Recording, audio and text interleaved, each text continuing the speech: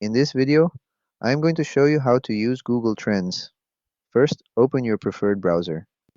Search Google Trends in the search bar. Click on the first search result that appears. This will take you to the Google Trends homepage. Here, you can find a whole lot of useful information.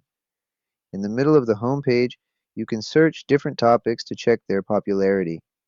For example, we can search for Treat Williams. This will take us to an analytics page. Here, we can compare this topic with another topic. Below the comparison option, there is a time chart that shows the hype of this specific topic over time. Below this, you have multiple other options for subregions, etc.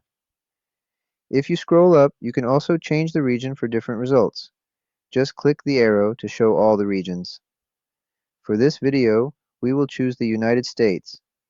This will reload the page and show us brand new schematics. Here we can interest over time. Underneath that, we have an interest by subregion. Below that, we have similar topics.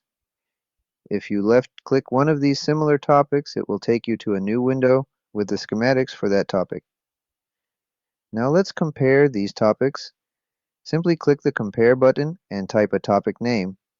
Last but not least, in the top navigation bar, there is a Trending Now button. Left-click on it. It will take you to a new window filled with all the currently trending topics in your selected region.